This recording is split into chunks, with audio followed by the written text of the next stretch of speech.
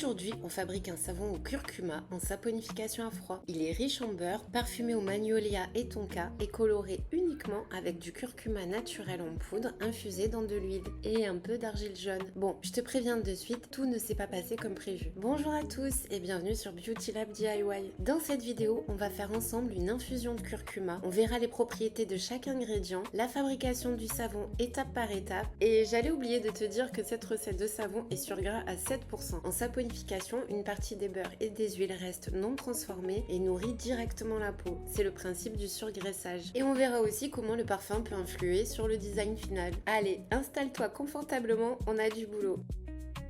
Un point de sécurité avant de commencer, je le dis à chaque vidéo de savon parce que c'est vraiment important, la soude caustique est un produit corrosif au contact de la peau, des yeux, elle brûle, donc on porte ses gants, ses lunettes et on travaille dans un espace ventilé et on garde les enfants et les animaux à distance. Mais rassure-toi, la bonne nouvelle c'est qu'une fois la saponification terminée et la cure effectuée, le savon est parfaitement sûr. Il ne reste plus de traces de soude libre dans le produit fini. C'est la magie de la saponification. La star de cette recette c'est l'infusion de curcuma. Tu peux la préparer à froid, tu la laisses tout simplement infuser dans l'huile de tournesol dans un bocal fermé pendant un mois. J'ai choisi la version accélérée au bain-marie à basse température pendant 2 heures environ. Avec cette méthode, prépare-la 48 heures à l'avance. C'est simple, mets 30 g de poudre de curcuma dans 300 g d'huile de tournesol à froid. Et mets-la au bain-marie à feu très doux et laisse reposer. Si tu veux un savon au grain régulier, filtre l'huile avant l'utilisation. Si tu veux de petites particules visibles dans le savon pour un effet terreux et naturel, garde l'huile telle qu'elle. Mélange-la bien par contre avant de l'intégrer aux autres huiles. Les deux fonctionnent très bien. Elles s'imprègnent de toutes les propriétés actives du curcuma. Pourquoi le curcuma? C'est un super actif de l'Ayurveda depuis des siècles. Ces curcuminoïdes ont des propriétés anti-inflammatoires, antibactériennes et anti-taches. Et bien sûr, cette infusion va colorer le savon au naturel sans colorant artificiel. C'est parti, nous allons commencer avec la lessive de soude. Mets tes protections et pèse 256 g d'eau distillée dans un contenant résistant à la chaleur et 110 g de soude. Verse doucement les 110 g de soude caustique dans l'eau, jamais l'inverse, la réaction est immédiate. La température monte brusquement, un dégagement de vapeur peut se produire, c'est normal. Mélange tout doucement et laisse refroidir. Notre objectif, descendre entre 30 et 35 degrés avant de la mélanger avec les huiles. Passons au beurre et aux huiles. Cette recette, c'est une combinaison de 4 ingrédients qui s'équilibrent parfaitement pour un profil de savon quasi parfait. Douceur, pouvoir lavande, bulle tenue, tout y est. Pendant que la lessive refroidit, on fait fondre nos corps gras solides au bain-marie. Il fait très chaud en ce moment, mon huile de coco est presque entièrement sous sa forme liquide. Prépare 223 g de beurre de cacao, c'est lui qui donne la dureté et la tenue au savon. Riche en acide stéaraïque et palmitique, il apporte cette texture solide au savon. Pèse 166 g de beurre de karité, l'adoucissant par excellence.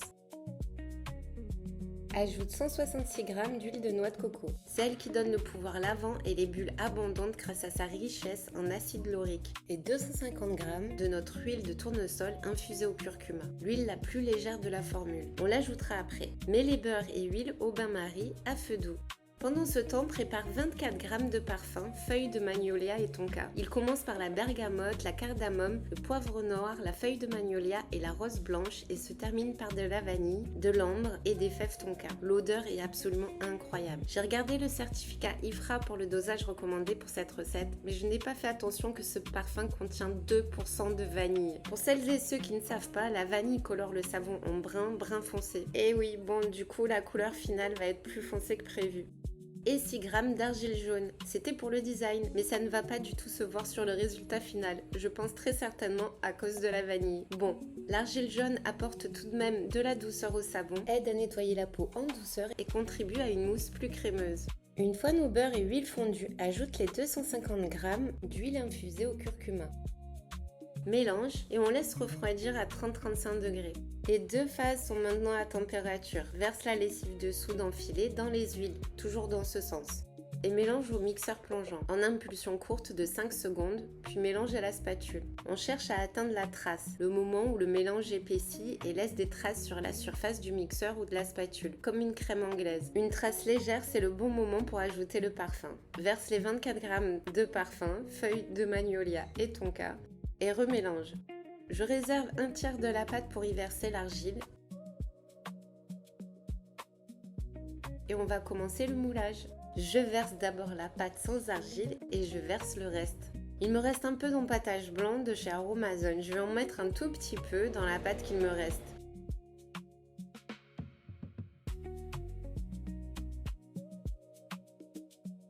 « 48 heures plus tard, voilà, on va démouler notre savon. Chaque savon sera unique selon la quantité infusée et la durée.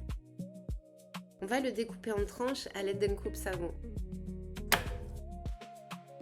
Et voilà, la vanille a fait son effet. Il va encore brunir un petit peu au fil du temps à cause de la vanille. J'ai refait exactement la même recette avec les mêmes proportions, mais cette fois avec un parfum sans vanille. Pour vous montrer la différence de couleur, le résultat est assez surprenant.